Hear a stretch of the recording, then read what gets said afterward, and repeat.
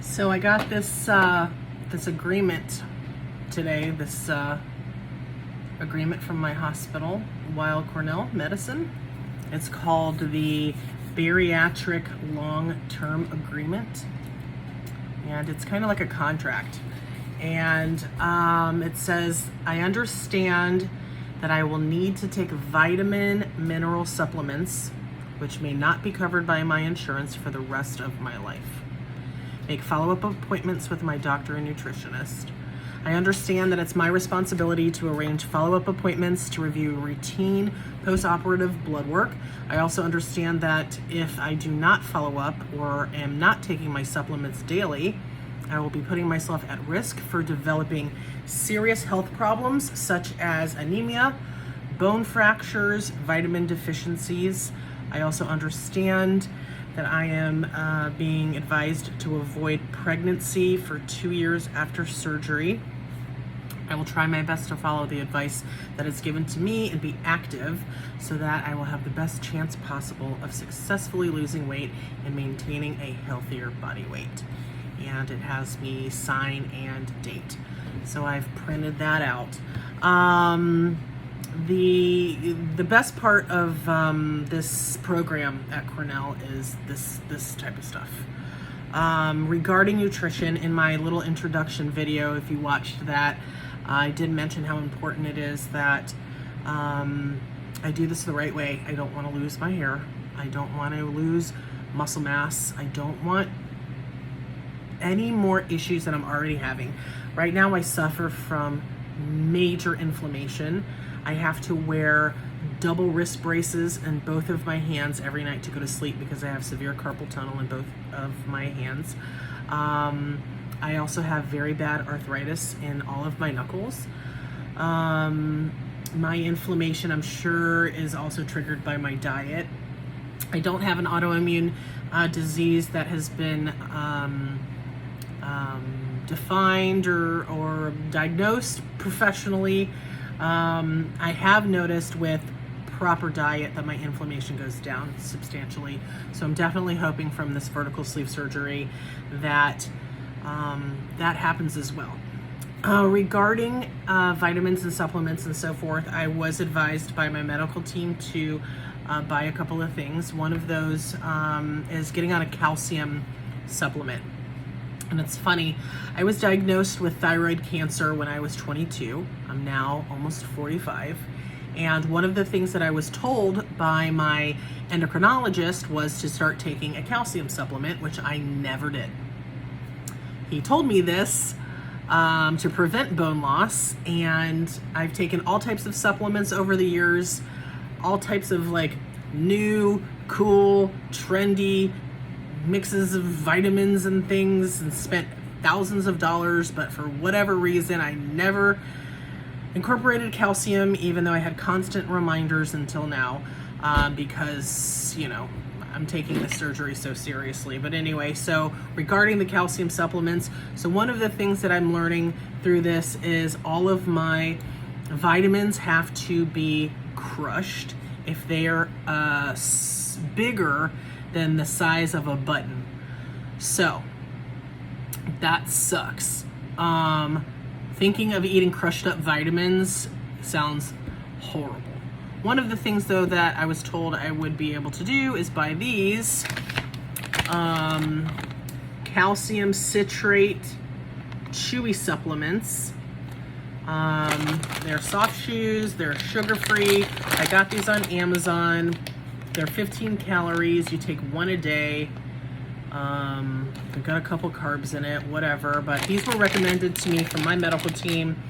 And I have already opened the bag and experienced them. They're super chewy. They taste really good. Honestly, they don't taste like they're good for you. They're very good. There's chocolate, caramel, coconut, peanut butter. So honestly, I'll probably enjoy those. So I got those as one of the things that they recommended. Another was all of the multivitamins that I have are huge. They're like horse pills, and I don't want to crush those up and eat those in Jello or like whatever. So I got some multivitamins that are gummies. They're Centrum gummy vitamins, and those were also recommended to me by my dietitian. So those two things are important, as well as vitamin D. And the vitamin Ds that I have are so little tiny gels that I'll be able to take those too. So getting in the vitamins is major. I also have other supplements that hopefully I can either handle, putting them in some type of a food or crushing them up. And those are just ones that, I want for myself. And the rest is protein. So it's been interesting through this process with Cornell. One of the drills that my dietitian had given me was to practice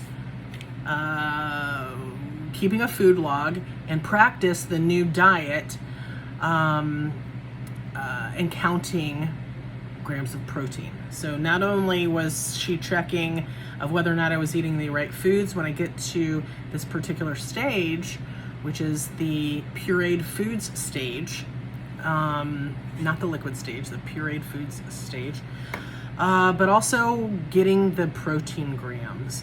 So here's like an example of like a food log that I did. And before getting into the food, the thing that's going to be a challenge for me is the water. So I hate water. I've always hated water. I've always had problems drinking enough water. I'm always dehydrated. Just because I don't drink water. One, because I pee every 5 minutes when I drink water, and I hate that.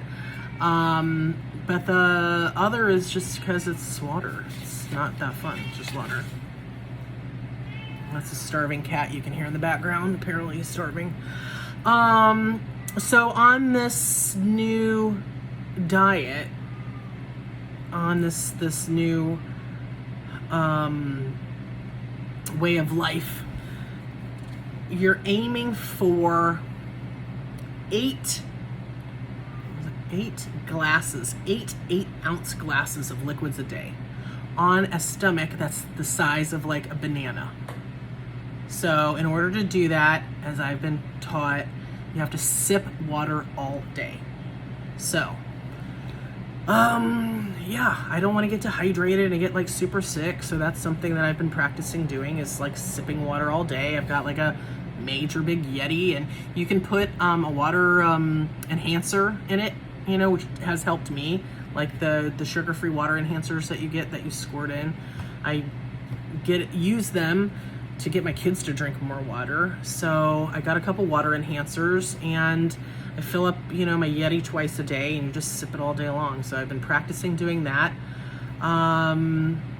So I know that that's really important. And then the other thing, of course, is just the grams of protein. So when your stomach is super small, it's not as easy to get in your protein when you're eating, 4 ounces of food a day, which is like such a small amount. It's like so unbelievable.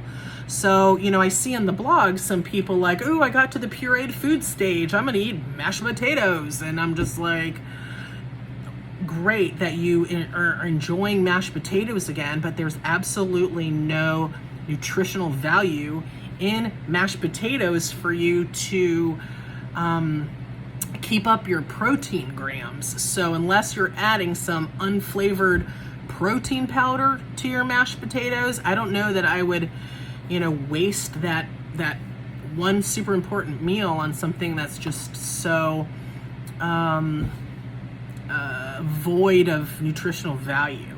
Easy for me to say now because I haven't had the surgery yet. It's coming up next week, but that's my thought process. So one of the things that I was asked to get, and I'll probably show it in another video, is unflavored protein powder. And all protein powders are different. I've also been told to avoid plant-based protein powders. You want a complete protein. This particular unflavored protein powder has, like 19 grams of protein in 1 scoop of protein powder. So, adding that to like, tuna or chicken, that canned chicken, things like that. Adding it obviously to your shakes if you're doing the nutritional shakes. adding it wherever you can. It's unflavored, it doesn't taste like anything, I've already used it. It doesn't really change the consistency of your food, is major. And maybe, yes, even, you know, keeping a log for yourself, because you want to make sure you're getting your protein up so you're not losing muscle. It's kind of like a bodybuilder diet, and you're getting all your nutrients in there so, you know, your hair don't fall out. So I will, in another video, talk to you a little bit more about the different types of protein powders out there, because I was given a pretty cool list and I was able to, you know, choose the best one that I possibly could.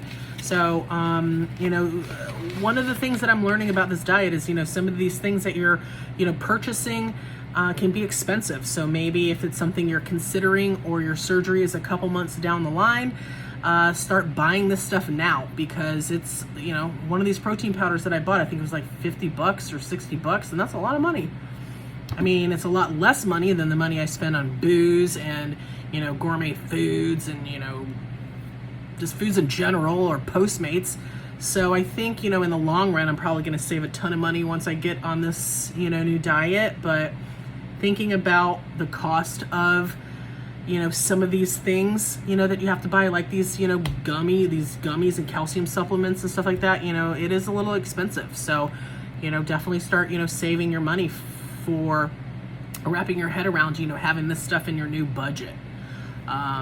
So that's one of the things that, you know, I definitely suggest. But in another video, I will definitely spell out, you know, the different things that, you know, I've purchased. And again, I've gotten everything on Amazon. I love Amazon because my back, I'm not walking very much, so I Amazon everything. Yeah, so see you in the next video.